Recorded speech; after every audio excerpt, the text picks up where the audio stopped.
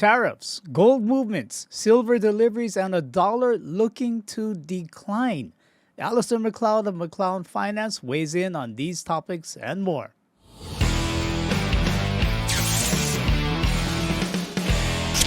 Hello again, everyone, and welcome to another edition of Silver Bullion Television, SBTV. I'm your host, Patrick Vieira, part of the outreach team of Silver Bullion here in Singapore, where we want to help you truly secure your wealth. Alasdair Macleod, author of the McLeod Finance Substack, joins us today. Alasdair is an educator for sound money and demystifies finance and economics. His many titles include a stockbroker, banker, and economist. And we're delighted to once again have Alasdair Macleod join us. Alasdair Macleod, welcome back to SBTV. How are you doing? Oh, it's my pleasure. Fine, thank you very much. Glad to have you back on. It's been a while. It seems like 3 months is much too long. We've got to get you more on. I know it's been more than 3 months, but we've got to get you back on more often. So again, thanks for your time. With all that's going on, I guess I got to start off with these tariffs, which are said to be the cause for the movements of gold out of London and into the U.S. So I'd like to know your take on this story now that things have had a few days to simmer. Yeah, it may have had something to do with it, but I don't think very much. The thing that I think that everybody is missing is the acceleration in stands for delivery on COMEX. Stands for delivery are actually quite confusing because if someone stands for delivery, they don't actually take possession of the metal, usually. What happens is that they will get a certificate from whoever they stood for delivery against, saying, don't worry, we've got your gold. You just leave it with us. It's no problem, if you like. But I mean, there was an interesting article published by a guy who used to work for Sprott, who said it took, a 5-day settlement on a standing for delivery was stretched out to 9 months of persistent badgering, really working terribly hard. This was actually for silver off COMEX, but so you can see basically what happens. I mean, the whole point about COMEX is it's a paper market. The physical isn't really meant to be delivered. No one in the paper market actually wants to deal. They just want to deal in credit. They don't want to deal in real stuff. So, but if you look at what's happened to the stands for delivery over recent years, I mean, there's well over 2,000 tons has been stood for delivery since 2021, the last 4 years. And particularly since President Trump was elected, this has accelerated. And if you look at the stands of delivery for this year alone, from January the 1st, it's been running at a rate of over 2,000 tons a year. So it's accelerated very substantially. It's going at about 4 times the average rate of the previous years. But if you're a bullion bank and you're dealing in the paper market, and these pests who want delivery, and you see this trend accelerating, well, what do? You've got to get some real stuff under your belt, because it's like a run, if you like, on the system. This is actually what it is. And it's that's got all this gold flowing into COMEX. Now, you won't necessarily see this gold go out and being actually physically delivered so much. I mean, some of it will go into other vaults. Most of it, I guess, is they've just sat on it and refused to deliver it, rather like the experience of the guy from Sprott with silver deliveries. But you can see how this is sort of building up into a crisis, and I think that's basically what's been happening. So they've had to effectively try and close down their positions as well, and this is why, even though you've got a rising price, there's been a fall really in the last 18 trading sessions roughly. There's been a fall in no, it's less than that actually. There's been a fall in open interest of over 75,000 contracts. It's a bare squeeze on the system, and the demand for delivery is all part of that. So I think that in a nutshell is really what it's all about. Of course, you could look at it the other way and say, okay, if I was standing for delivery, why would I want to do it? Apart from, I should anyway. You're probably looking at the new Trump administration and you're thinking to yourself, well, we see that Trump has made statements that he wants the dollar to devalue. Well, I mean, do I really want to hold dollars? And if he devalues against the other currencies, what are they going to do? I mean, are they going to go down with it or what? I mean, I should really, grab my gold, get it out of the American vaulting system. And then you get Scott Bessent saying, I want to set up a wealth fund, a U.S. wealth fund, and gold will be central to it. Yeah, but hold on a minute. We all know that, you open the doors in Fort Knox, and it's probably all the I.O.U.s will be fluttering out from all the leased gold, which hasn't been returned, hasn't been audited. What is the position? Now, going back to me standing for delivery, and I sort of think, hold on a minute. There's a guy called Roosevelt dealt with this in a way which is not very friendly. He basically confiscated the gold. So, if they find that all the gold's missing in Fort Knox, and for that matter in the New York Fed, where are they going to get it? Are they going to come to me for it?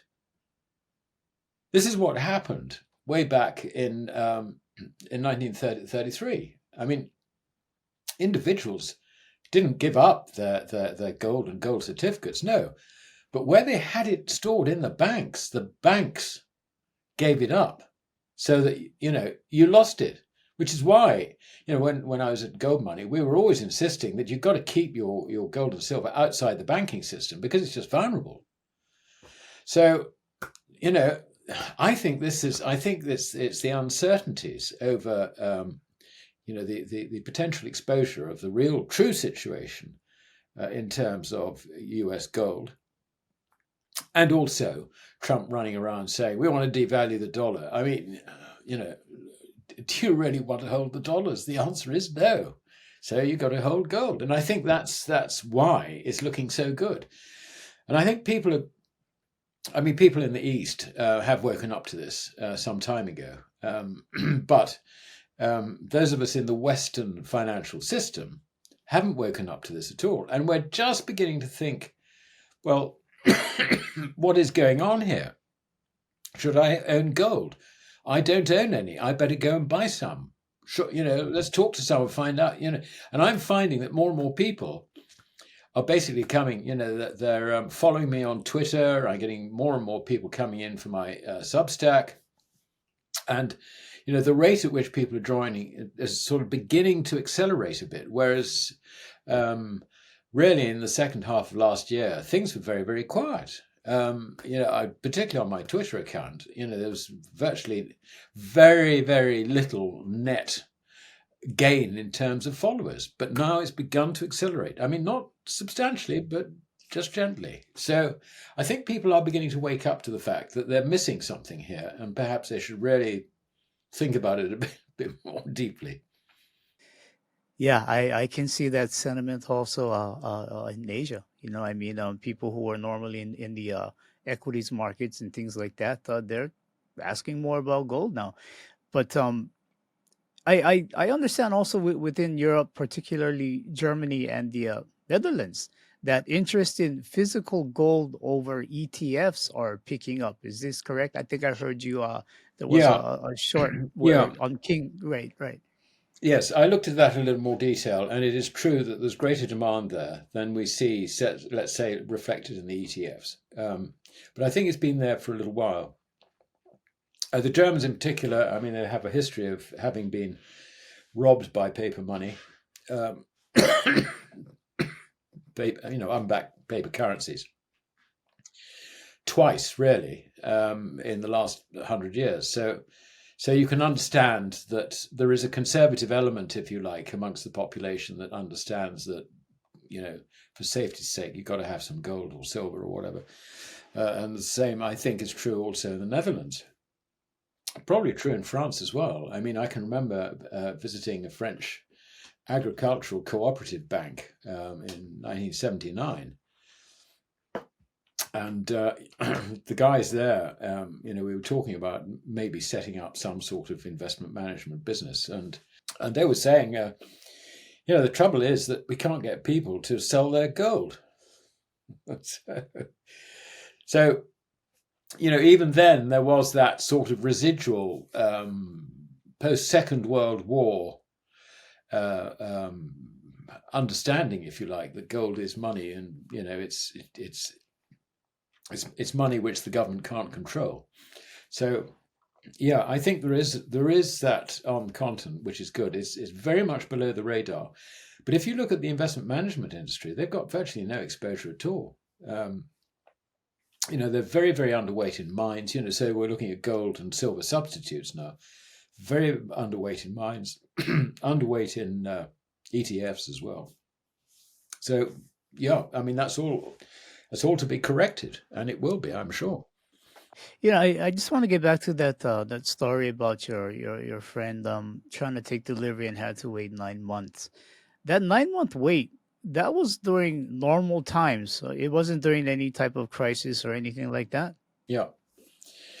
I mean, basically, there's no reason why, if you stand for delivery, you shouldn't have it delivered to you, or delivered to a vault of your choice. I mean, okay, it might cost you a little bit, but there's no reason why not. It's just the system isn't geared to doing it. And for that matter, nor are any of the banks keen to carry inventory in order to do it. So the fact that the inventory, as it were, has come from London and elsewhere and gone into COMEX does tell us that there is a problem on COMEX. Simple. And so with gold, we're hearing these stories about deliveries taking a bit longer. But you're also hearing things with silver, delivery times that may get a bit longer as well. Well, it's the same thing, really. I mean, okay, they're two very different metals. But, there is sort of some residual moneyness, if I can use that word, in silver. But I mean, silver's problem, I think, has been a little bit different from gold insofar as you've had about 7 years of a supply deficit. And the shortage has built and built and built. Now, I think the price has actually been controlled, particularly by China, which mines silver, quite a lot of silver. It's taken in doré from abroad, mines that. I think it's probably accumulated some quite large quantities of silver, and it doesn't really want to see the price up because it uses it as an industrial material. But I think that those days of control are probably coming to an end now. And if you look at the chart, which gives you the sort of, if you like, the psychology of it, I think once we get clear of this 32 and a half level, it looks like it could run actually very, very fast. So that's an interesting one. Yeah, agree that $32 level does look to have some stickiness, a little bit of extra glue in that area that silver seems to have a hard time getting off of. But just wanted to ask you, within the UK, because of what's going on with the gold delivery and whatnot, are there seemingly more fears or maybe more uncertainties about being able to acquire the physical gold for just, let's say, the average retail investor? If the average retail investor is going for coin, the premiums are not that great. I think there's probably a reasonable sort of two-way trade. I mean, I don't think that we've got a shortage here in that sense. But if you're going for any quantity, if you want, sort of larger bars and things like that, then I suspect there is a problem. I mean, if you talk to the LBMA, they don't see a problem. They say, well, we've got however many hundreds of thousands of ounces in LBMA vaults and all the rest of it. But most of that is actually already spoken for. It's either, it's someone else's property, and it's not really property which should be taken and deployed for other purposes. And in this context, of course, what's very interesting is that GLD, the big, I think it's GLD, the big ETF, had an additional custodian, brought in recently, J.P. Morgan. So until then, it was almost exclusively HSBC. The stories are that J.P. Morgan has now been shipping gold, GLD gold, over to America, to its vaults in Manhattan. I mean, it's we can have lovely conspiracy theories over that one, But I mean, if you going back to the real point, I think it's difficult to know how much of the gold is actually spoken for in terms of being owned by an ETF, investors, whatever. But I'm sure the vast bulk of it is like that. And I think the actual liquidity is really quite low. I think it does actually, all this has created huge, great strains on the system. Yeah, you think this I'm just going to use the word tangled, where we've heard the word leasing, gold has been leased out. We've heard the word rehypothecation, where it's been rehypothecated. Do you think this web, this tangle, is starting to unravel? Where, yeah, at the end of the day, gold it's really been spoken for way too many times, and not everyone's going to get it. Yeah, it's probably a little too early to actually say that, but I think that's the direction in which things appear to be going. Now, if gold stops rising for whatever reason, then at that stage there may be some liquidity coming back into the market, and the immediate problems will disappear. But I think, as a matter of principle, what we are seeing is a general sort of unwinding, if you like, of the financial economy, derivatives in particular. And so gold, I think, and silver is part of this larger trend. I would expect to see other commodities like copper and so on beginning to go up in value, certainly measured in fiat currencies. I think gold is leading the way. Gold is ahead of the game in this. I mean, if you look at the price of copper measured in gold, I think copper is really quite low compared to historic levels. The same is true with oil. But I think this is because gold is actually leading the way, rather than gold is expensive measured in commodities, if you see what I mean. Because the key to this, which nobody really follows in the markets, is to understand that it's not so much gold going up, but it's the purchasing power of currencies going down. So when you see the Bank of China, the People's Bank of China, buying gold, you're looking at it the wrong way around. Really, what you should be saying is they're selling dollars and they're selling euros. What do you buy when you get out of paper? What do you get into real money? And that's gold. And that is actually the way to look at it. And nobody really realizes this. And people in the system will defend the system, and because their livelihoods depend on it. And they don't necessarily understand what's going on. They're not necessarily alarmed about what's going on because they believe in the system. But I think that system, the belief in it, I think will be challenged. And I think it's only a matter of time, really, before what central banks understand. And the reason that central banks are adding gold to their reserves is because they understand what I've just said. They're better off in real money rather than somebody else's credit. And so you adjust your reserves, if you like, to account for the risk that somebody else's credit might not be good, if you see what I mean. So that, I think, that idea, that concept, that reasoning, I think is going to spread, if you like, down the intellectual pile, from central bankers who do have a pretty good understanding of money. I mean, they got faults, admittedly, but they've got an understanding of money. They know what they're doing. next, you will have, I think, the very, very big sources of capital,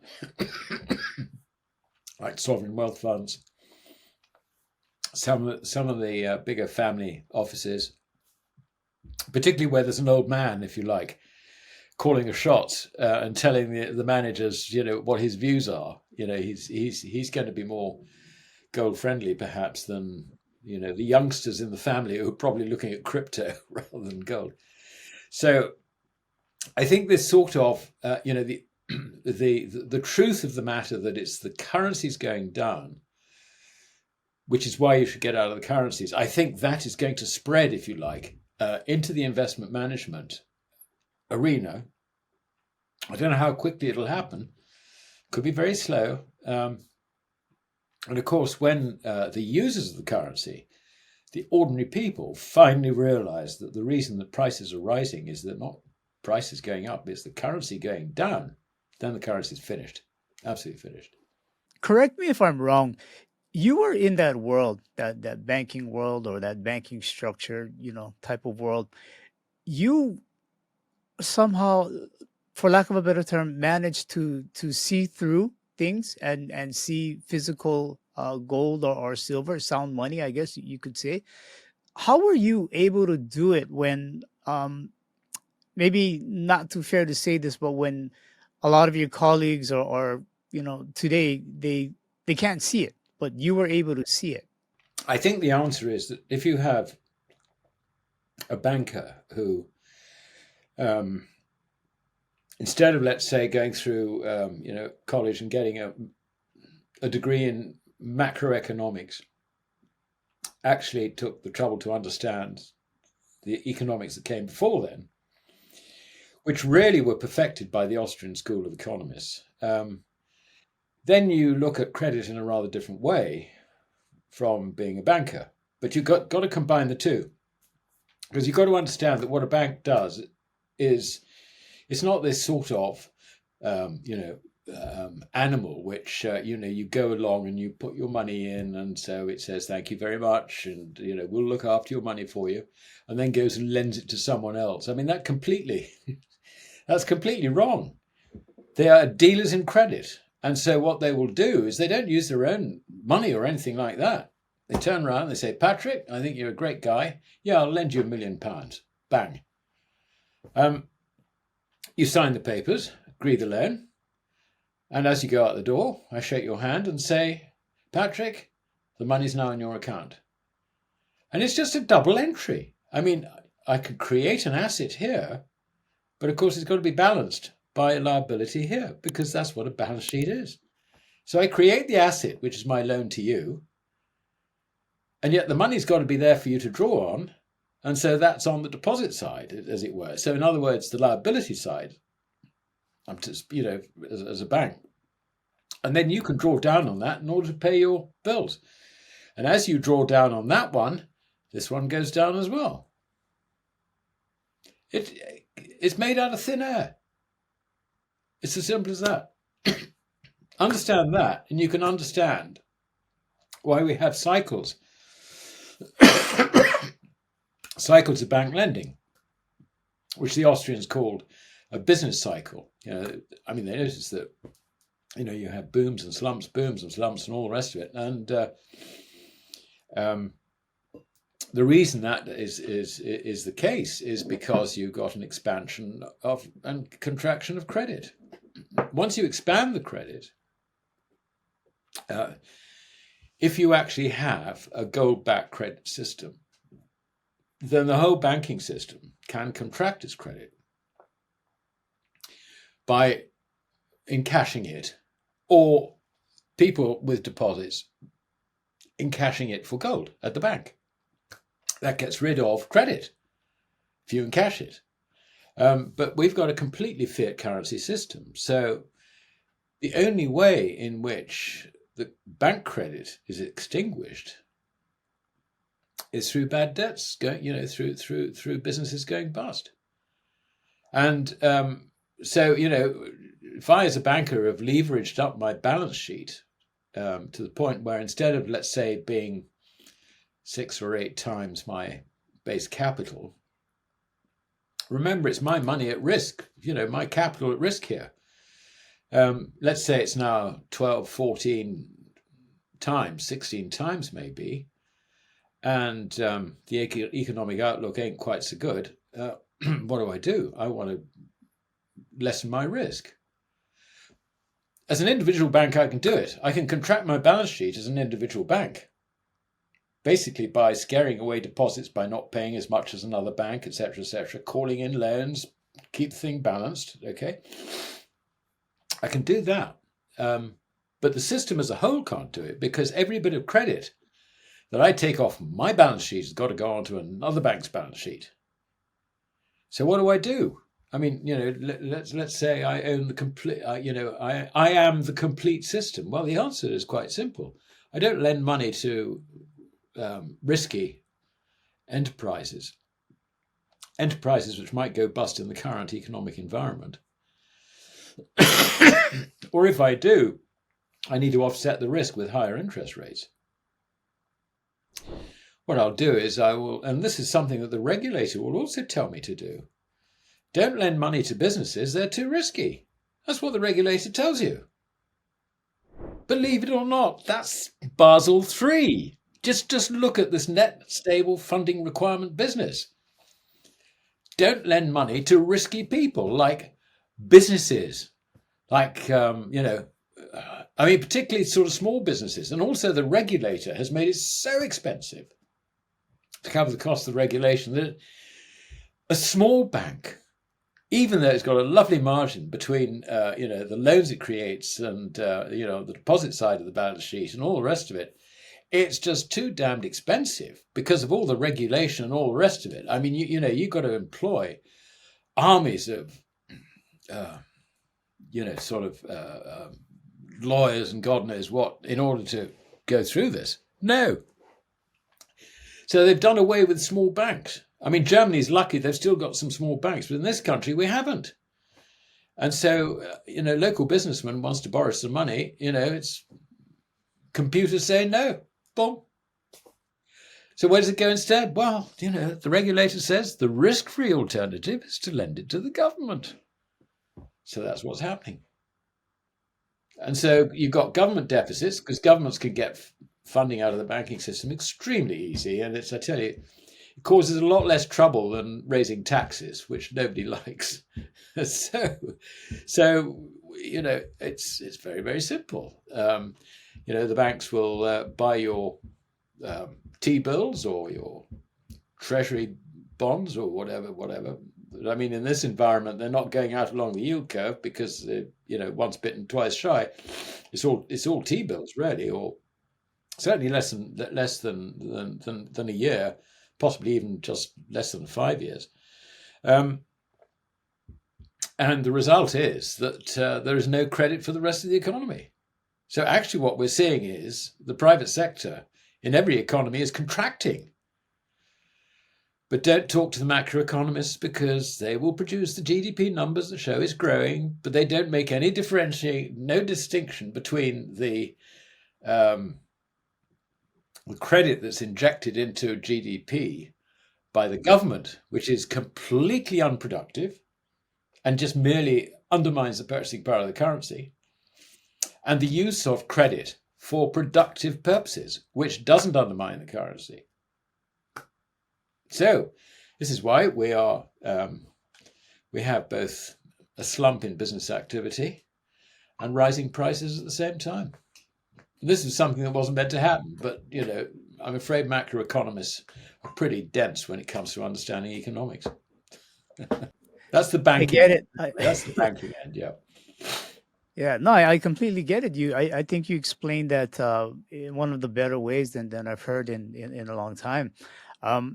I gotta back up a bit because I know people are, the viewers out there, they're saying, hey, JP Morgan bringing in that gold to the US. And so I gotta ask this question.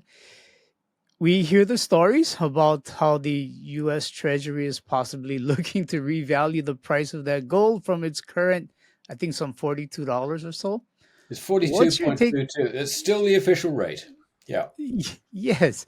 So with that, I mean, what's your take on it? Where there's this gold coming in now. It's at 42. Let's have all this gold and revalue it and help out the economic or financial situation. Well, I think it's it's an interesting question because I have no doubt that there's a lot of gold missing in from the U.S. Treasury's stocks. I mean, you don't have 52, 53 years of anti-gold propaganda, suppression of price and all the rest of it, without your own stocks going down very materially. And a lot of it was leased and has never returned. Hence, the sort of cynics would say that if you open the vault doors of Fort Knox, all you'll find is a sort of load of I.O.U.s fluttering out. And that's about it. Yeah, I mean, officially it is 42.22. Now, that's what it is on the Fed's balance sheet because it has a note, as it were, from the US Treasury valuing it at that. Now, if they're going to revalue it, then I think you're going to get people like, well, certainly Ron Paul and Elon Musk are sort of thinking of looking at this. Besant has probably been told by his officials, for goodness sake, keep quiet. Don't say anything. It is actually quite horrifying. Now, the problem is that, while people, I think, are very understandably scared that there may be another executive order confiscating their gold, it's not quite as simple as that because when gold was fixed at 20.67, which it was in 1933 when FDR produced his order, it wasn't confiscation as such. I mean, this is a very, very legal nicety in this one. What you were being forced to do was to encash your gold at the official rate of exchange, which was there by law for dollars at 20.67. The fact that 3 months later the dollar was devalued by 40%, is actually nothing to do with the legal position, if you like, of the enforced change. Nowadays, there is no gold standard.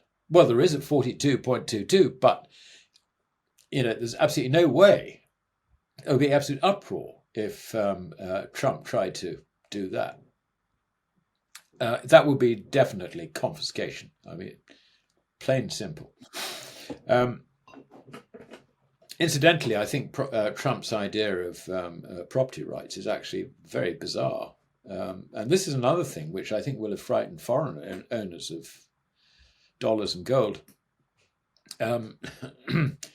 Talking about Gaza, taking it over, and then doing another sort of Miami type, what about the residents? Oh, they don't care. They'll get rid of them. They'll go somewhere else. They go to Jordan, they go to Egypt, and we'll build some houses for them. They can bloody well stay there. There's that. And then the latest one is Ukraine. We own Ukraine. You owe us the money. We want your rare earths. Incidentally, the rare earths don't exist, by the way. That's just a myth. But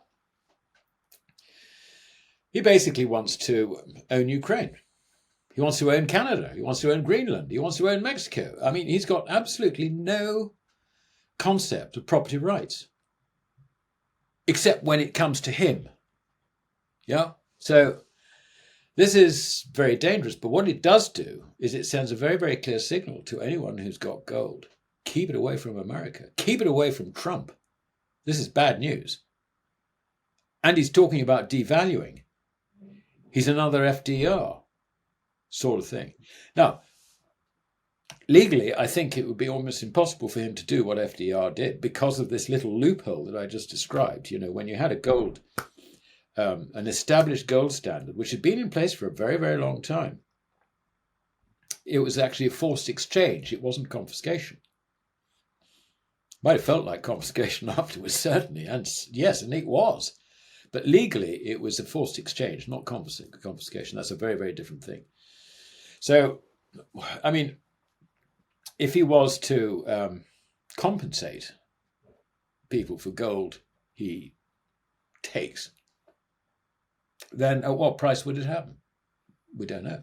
What's your personal outlook for Europe and let's say the UK? What gives you hope?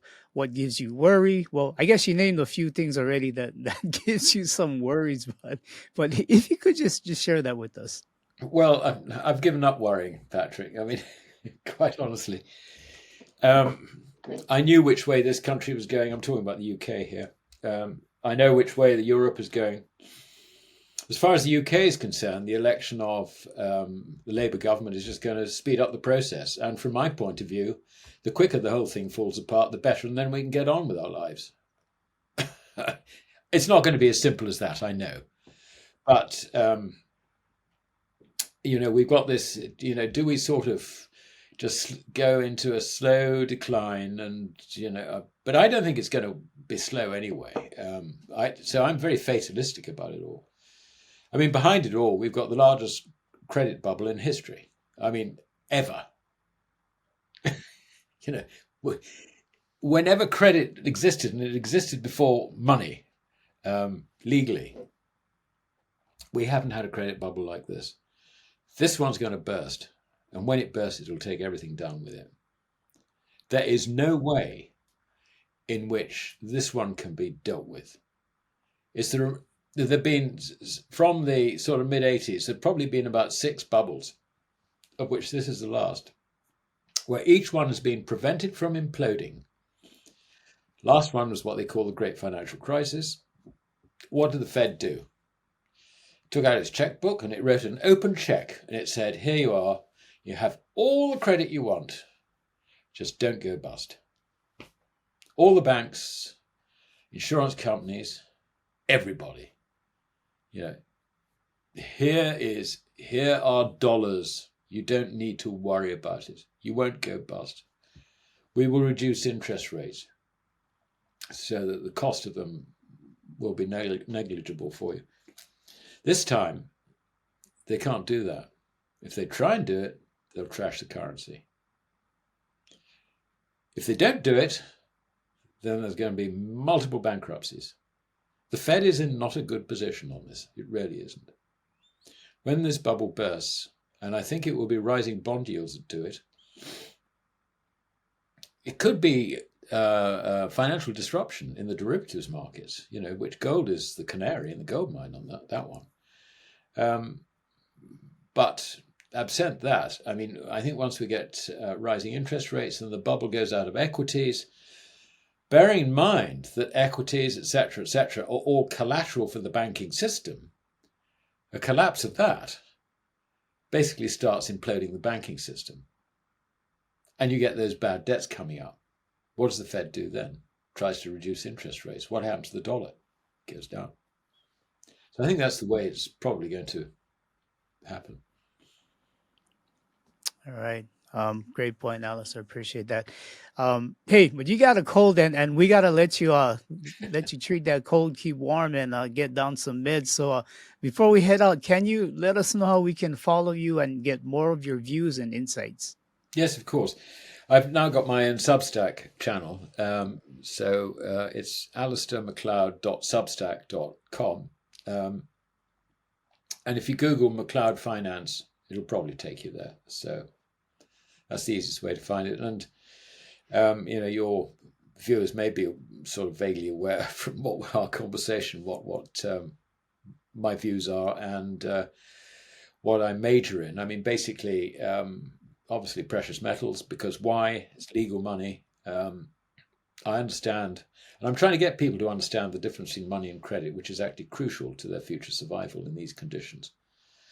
And understanding economics, not macroeconomics, which is a completely false science, but proper economics, and also the geopolitics of the situation. I mean, you're in Singapore, I think, aren't you? So you will have a far greater insight into what's going on in Asia than the average European or average American. But the world is split into two. here we are in lovely Britain. Well, not so lovely Britain. And nobody actually knows there's a bigger world out there called BRICS, Shanghai Cooperation Organization, Russia, China. It's bigger than us. I mean, in terms of GDP, it's not the majority of the world yet, but on a purchasing power parity basis, I think it's damn close to it. It's certainly 70% of the world's population are involved in this. And that's evolving quite rapidly. And I think that American policy is going to make that more important, actually. So it's understanding all these things. That's what I try and offer through my Substack. And I'm glad to say that, quite a lot of people have signed up for it. I mean, I got something like 11,700 followers now, which, for which I'm very grateful. I would just want to get the word out. I want people to be protected from what I see. And the way to do that is to try and understand the points I've been making. Amen to all of that. Completely agree with it. I think one guy once told me, there's a time to make money and there's a time to protect what you made. And it surely looks like it's heading a bit more towards in that direction. I mean, it's still possible to do both, but that's why we appreciate people like you who can kind of guide us and navigate us through it all. So with that, I want to say again, thanks for hanging in there with us with your cold. And, I just want to thank you for giving us a British perspective, I guess I could say, with things that we are seeing changing. And I hope we can do this again soon. Well, thank you for being tolerant of my coughing. That was Alasdair Macleod sharing his views on gold, silver, and the economy. To see more of Alasdair's work, please visit substack.com/@MacleodFinance. If you like this video, please do subscribe, share, and give it a thumbs up. All are greatly appreciated. Audio-only versions of this interview can be found on iTunes and Spotify.